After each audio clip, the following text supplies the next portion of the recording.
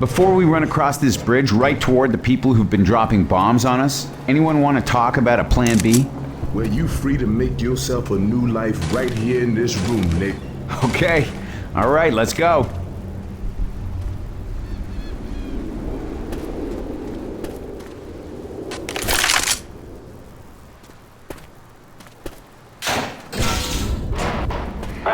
Those sound like soldiers. Somebody talk to them.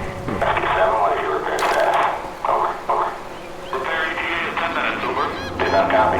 Say again, 97. Over. 10 minutes, over. Copy that. Is somebody gonna pick up the radio? Last message, start run. Hello? 97. That's coming from the bridge. Bridge. Identify yourself. My name's Nick. There's 4 of us on the west end of the bridge. Bridge. Are you immune? We are not infected. Negative, Bridge. Are you immune? Have you encountered the infected? Yeah, you can say that. Rescue 7, are you equipped for carriers? Affirmative, propagator. Bridge, that sector is clear of friendlies. Your only remaining pickup is on the east bank of the bridge. Our last chopper is leaving in 10 minutes. You need to lower the span and get across to the east end. Roger that, here we come. You heard the man, let's get across the goddamn bridge. This finale felt risky at first, since it involved the players just moving in a straight line almost the entire time. We wondered whether the experience would feel rich and varied enough. However, given the fiction and fantasy of the space, we found players were constantly making small movement decisions that kept them interested and immersed, and our concerns about monotony fell away. In addition, while we originally designed it to require constantly moving forward, we found the different players have different comfort levels for moving and shooting. Some players just can't do both at the same time. So we tuned the director to adapt to different playstyles, adjusting the pacing so that different players would still have a good sense of progress and be able to reach the end.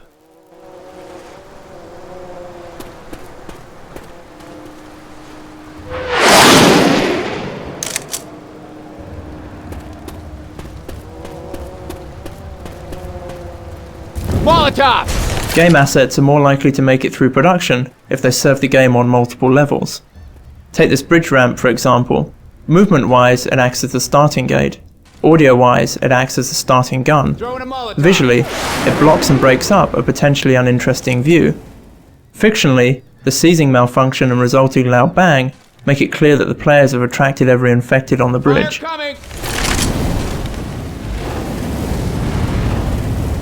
Throwing a Molotov!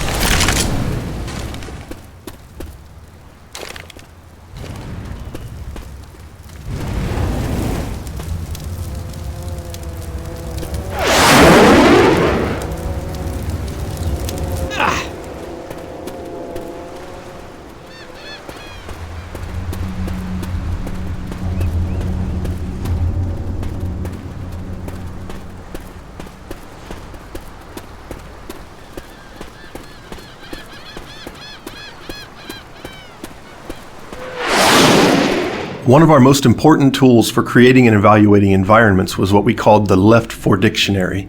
This collectively developed set of terms, ideas, and gameplay grammar describes spaces via their physical properties, functions to gameplay, and their relative advantage or disadvantage to the survivor or infected sides.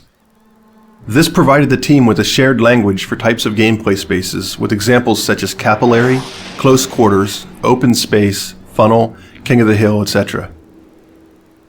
It also allowed the team to talk about and explore new permutations of spaces in a very clear way. The Left For Dictionary proved instrumental in allowing us to efficiently refine our environments and tune difficulty based on an understanding of how each type of space would influence the gameplay. It was especially useful in this bridge map, where we start with a very uniform bridge and instead of rooms, hallways, etc., we create desirable game spaces using vehicles and damaged portions of the structure.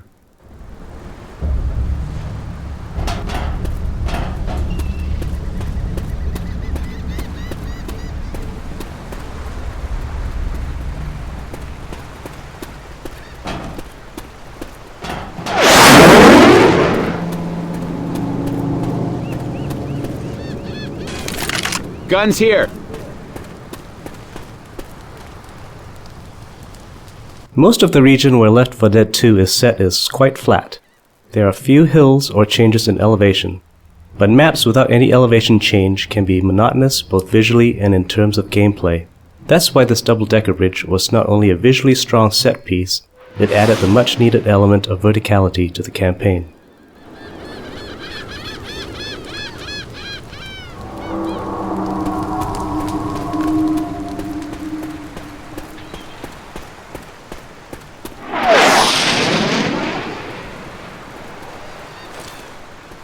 I got these pills. Got a shot. Everybody grab a weapon. Grabbing this assault rifle. Stormy weather effects give the director yet another way to influence gameplay by altering the player's sensory capacity. One goal of the weather effects is to draw the team together and put them in a defensive stance, such as taking refuge within a building. In this respect, weather is much like a crescendo event, but because it's entirely under director control, it can happen at any time, any place. The storm itself is created using a combination of particle effects, fog, tone mapping, local contrast, post-processing, DSP alterations, and sound effects. While technically a storm can strike in any environment, we chose to limit it to the Milltown campaign in order to provide a fictional background for the flooding of the maps. Thus, the storm is thematically tied to a new navigational challenge and creates a unique experience for that campaign.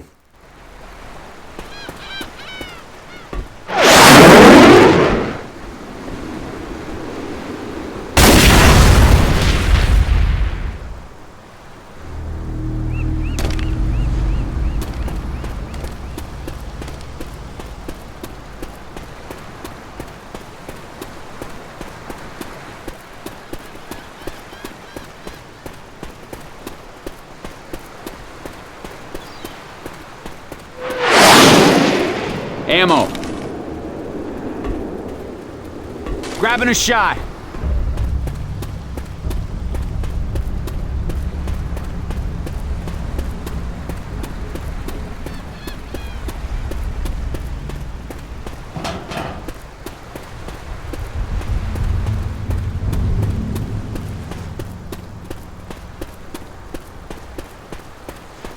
The grenade launcher came about purely out of our desire to see more explosions and more zombies killed by explosions.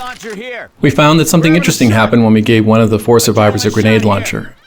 They became more vulnerable to close-up attacks, and their teammates adjusted their strategy accordingly. A pattern emerged where one player would lob grenades from afar at approaching mobs, and the other players would clear off the stragglers when they got too close.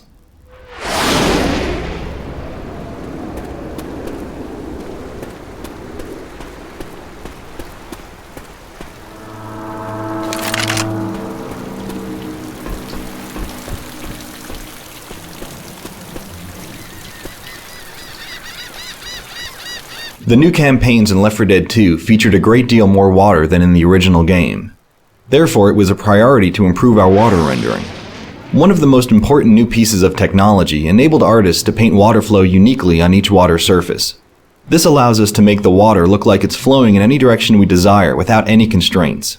This not only looks better, it aids gameplay by subtly guiding the player where they need to go. As an example, in the swamp levels, the water usually appears to flow towards the end of the level. And water is far more convincing when you can actually see it flow around obstacles like trees and rocks.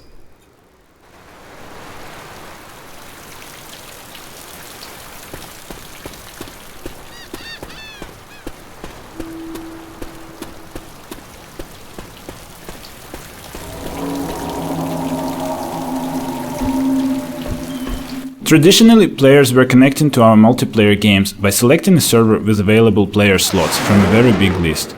Players might select a server by an appealing server name or network latency. This worked well for 24 or 32 player games, where many players could have a great experience even without tight cooperation with their teammates. But for Left 4 Dead franchise, a different approach was required. We wanted to build a group of 4 players who could start a campaign together, possibly as complete strangers, but quickly acquire the feeling of being a bonded team. Valve matchmaking operates on a vast set of player statistics, from headshot percentages of friendly fire incidents to the likelihood of sharing a first aid kit with a wounded teammate. In the years since Left 4 Dead's release, our matchmaking system has undergone many changes, resulting in better player experience and longer average team playtime together. With the introduction of new team game modes, We now even measure performance of the entire team and do our best to provide the players with reliable teammates and worthy opponents. We continue to gather and analyze an abundance of statistical information from our real-world players and use that to improve our matchmaking system. There's our chopper! Let's go, guys. Get to the chopper. Adrenaline shot here.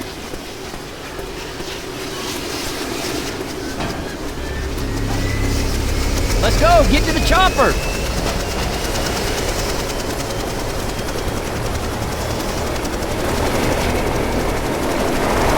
Head to the helicopter.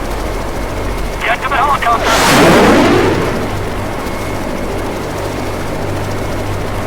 Everyone in the helicopter! Get to the chopper! For Left 4 Dead 2, the Source engine received many new features and optimizations that enable it to handle denser, higher resolution environments, effects, and characters. This gave us leeway to fit additional weapons, creatures, and larger environments into the same footprint as Left 4 Dead, while increasing the quality of each element across the board. Many of our particle effects now use several new techniques which at least double their visual resolution while requiring no additional memory. This has enabled us to create complex weather effects such as the heavy thunderstorms in the Hard Rain campaign. The new zombie horde is considerably more variable than that of the first game, with higher resolution meshes and skinning. Not only do the infected look better, but using a combinatorial meshing and shading system, there's over tenfold the number of variations possible in Left 4 Dead 2 while consuming no new memory. The environments also feature considerably more polygonal density than the first game. Many elements that would have been painted into a texture are now fully modeled in the environment. Foliage looks cleaner, while also responding naturally to weather conditions. Additionally, water has gotten a major visual upgrade over Left 4 Dead 1, with far superior lighting, reflections, and flow mapping. All these pieces come together to improve the visuals of the game while keeping it smooth to play.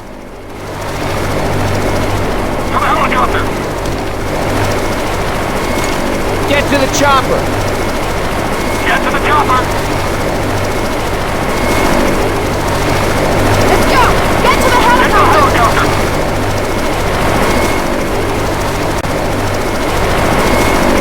Get in here! Get inside the helicopter, Let's go! Everyone to the helicopter! The Source engine uses two different methods for modeling world environments: a volume-based system for general forms and a polygon-based system for details. Each has its own advantages and disadvantages, and they must be integrated together to create a game map. One of the challenges associated with this setup is that the two systems have mostly separate authoring pipelines, and it's easy to make a change in one and break a tightly integrated set. As part of making the modular kit of parts that was used to create this bridge, we developed a new hybrid workflow that allows content authors to create and iteratively edit both types of world geometry simultaneously in a single tool.